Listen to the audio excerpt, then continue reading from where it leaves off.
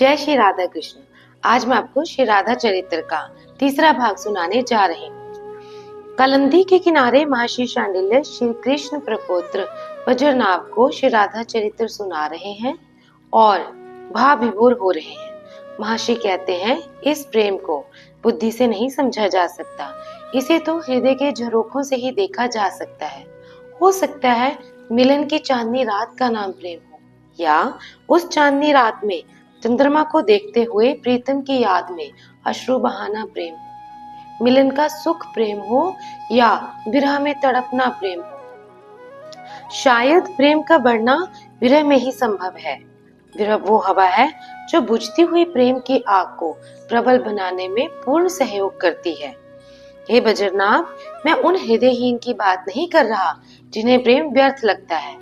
मैं तो उनकी बात कर रहा हूँ जिनका हृदय प्रेम देवता ने विशाल बना दिया है, और इतना विशाल बना दिया है कि उन्हें सर्वत्र अपनी प्रियतम ही दिखाई देते हैं। मतलब कण कण में, नभ में, जल में, स्थल में, हर जगह उन्हें अपनी प्रियतम ही दिखाई देते हैं। क्या ये प्रेम का चमत्कार नहीं है? इस प्रेम के बंधन में स्वयं सर्वेश्वर परम ब्रह्म भी बंधे हुए हैं। यही इस श्री राधा चरित्र की दिव्यता है। वज्रनाभ ने सहज प्रश्न किया, श्री राधा रूठती क्यों है? महर्षि बोले, इसका कोई उत्तर नहीं है वत्स। लीला का प्रयोजन नहीं होता, लीला आनंद के लिए होती है। हे यदुवीर वज्रनाभ, इस प्रेम पथ में जो भी होता है वो सब प्रेम के लिए होता है। प्रेम और बढ़े, बस यही उद्देश्य है। फिर गंभीरता से महर्षि शांडिल्य समझाने लगे। ब्रह्म की तीन मुख्य शक्तियां हैं, द्रव्य शक्ति, क्रिया शक्ति और ज्ञान शक्ति। हे वज्रनाभ, द्रव्य शक्ति यानी महालक्ष्मी, क्रिया शक्ति यानी महाकाली और ज्ञान शक्ति यानी महासरस्वती। हे वज्रनाभ, 9 दिन की नवरात्रि होती है। इन्हीं 3 शक्तियों की आराधना की जाती है। एक शक्ति की आराधना 3 दिन तक होती है। इस तरह से 9 दिन की नवरात्रि की जाती है। पर हे वज्रनाभ, ये 3 शक्तियां ब्रह्म की बाहरी शक्तियां हैं। एक मुख्य और इन तीनों से दिव्याति दिव्य जो ब्रह्म की निजी शक्ति है, जिसे ब्रह्म भी बहुत गोप्य रखते हैं, उसे कहते हैं आह्लादनी शक्ति। इस तरह से महर्षि शांडिल्य ने इस रहस्य को खोला। महर्षि बोले, आह्लाद माने आनंद का उछाल।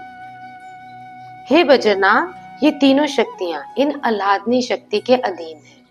क्यों? क्योंकि द्रव्य किसके लिए? आनंद के लिए। क्रिया किसके लिए? आनंद ही उसका उद्देश्य है। और ज्ञान का प्रयोजन भी आनंद की प्राप्ति ही है। इसीलिए आह्लादनी शक्ति ही सभी शक्तियों की मूल है और समस्त जीवों के लिए यही लक्ष्य भी है। फिर मुस्कुराते हुए महर्षि शांडिल्य ने कहा, ब्रह्म अपनी ही आह्लादनी शक्ति के साथ विलास करते हैं। ये संपूर्ण सृष्टि उन आह्लादनी और ब्रह्म का विलास ही तो है। यही महारास है। सुख दुख ये हमारी भ्रांति है वज्रनाभ। सही में देखो तो सर्वत्र आह्लादनी ही नृत्य कर रही है। इतना कहकर महर्षि शांडिल्य भाव समाधि में डूब गए थे। अब महर्षि वज्रनाभ जी को आगे निकुंज में जो हुआ वो बता रहे हैं। कहाँ है मेरे श्याम सुंदर?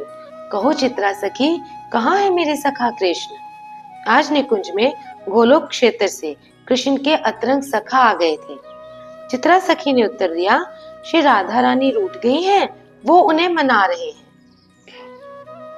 इतना ही कहा था चित्रा सखी ने, पर पता नहीं क्या हो गया शिरदामा भैया को, आज इतने क्रोध हो गए। निकुंज में सख्य भाव वालों को कहाँ प्रवेश है? मतलब सख्य भाव वालों का निकुंज में प्रवेश नहीं है, वो वहां नहीं आ सकते हैं। पर आज पता नहीं निकुंज में कुछ नया ही हो रहा है। पैर पटकते हुए शिरदामा उस स्थल पर चले गए जहाँ श्री राधा रानी बैठी थी। ललिता और विशाखा भी वहां थी। शिरदामा श्री राधा रानी से बोले, क्यों रूठती रहती हो मेरे सखा से? ये क्या हो गया था आज शिरदामा को? श्री राधा रानी भी उठ गई और स्तब्ध हो शिरदामा का मुखमंडल देख रही थी। ललिता और विशाखा भी चौंक गई। श्याम सुंदर ने शिरदामा के कंधे पे हाथ रखा और बोले, क्या हुआ शिरदामा, इतने क्रोध में क्यों हो? शिरदामा ने कहा, कुछ नहीं कृष्ण, तुम्हें कितना कष्ट होता है। ये श्री राधा रानी बार बार रूठती रहती हैं और तुम मनाते रहते हो। ठाकुर जी बोले, पर आज तुम अपने सखा का इतना पक्ष क्यों ले रहे हो शिरदामा? शिरदामा ने कहा, क्यों ना लूं, देखो तो कितना सुकुमार सखा है मेरा। इतना कहते ही शिरदामा के नेत्र सजल हो गए।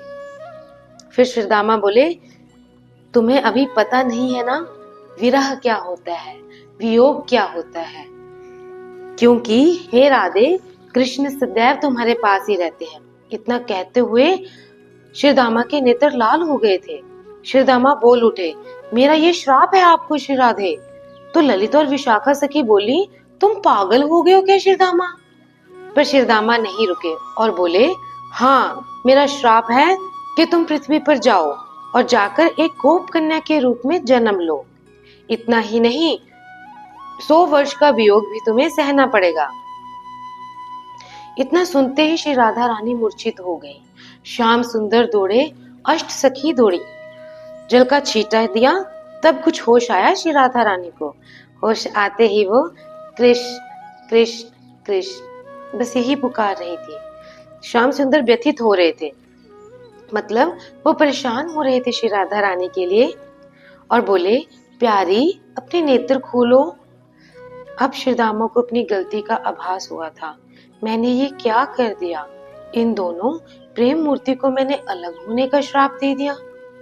तब श्रीदामा के कंधे पर हाथ रखते हुए श्री कृष्ण ने कहा, मेरी इच्छा से ही हुआ है सब कुछ। हे श्रीदामा, आप ही श्री राधा रानी के भाई बनकर जन्म लोगे। अवतार की पूरी तैयारी हो चुकी है, इसीलिए अब हे श्री राधे, जगत में दिव्य प्रेम का प्रकाश करने के लिए ही आपका अवतार होना तय हो गया है। श्याम सुंदर की बातें सुनकर श्री राधा रानी को कुछ शांति मिली।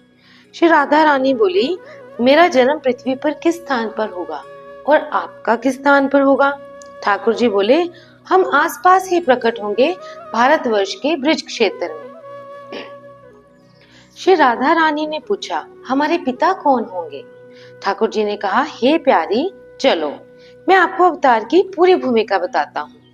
इतना कहकर श्याम सुंदर और श्री राधा रानी उस स्थान पर चले गए जहाँ हजारों वर्षों से कोई तप कर रहा था। श्याम सुंदर ने प्रकट होकर कहा, हे सूर्यदेव, हे भानु, अपने नेत्र खोलिए।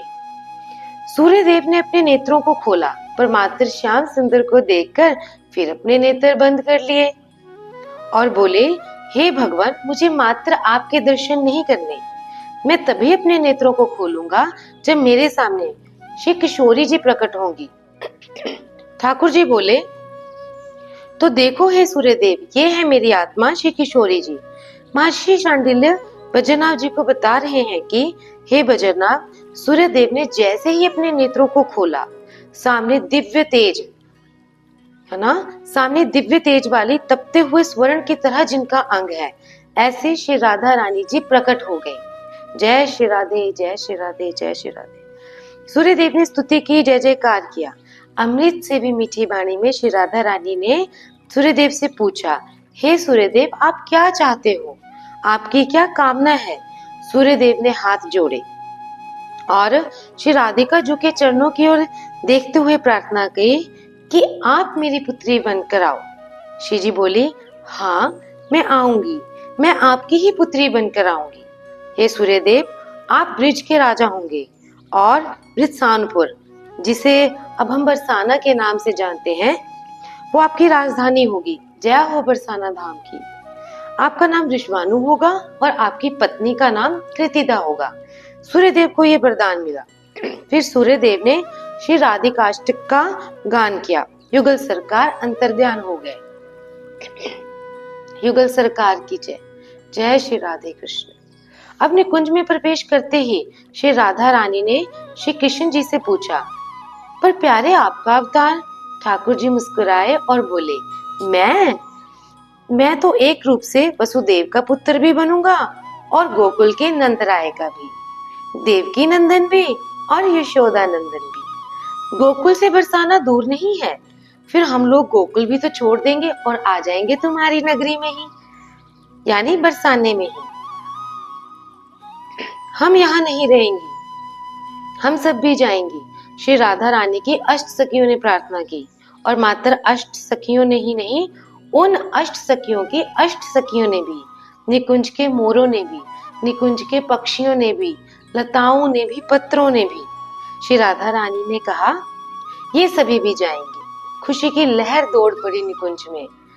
अब महर्षि शांडिल्य बजरनाभ जी से बोल रहे हैं, हे बजरनाभ, अस्तित्व प्रसन्न है।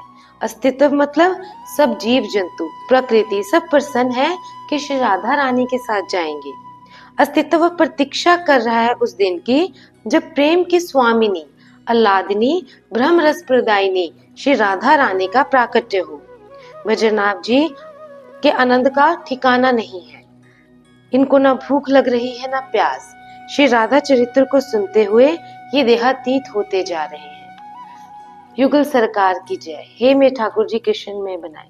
जय श्री राधे, जय श्री राधे, जय श्री राधे कृष्ण।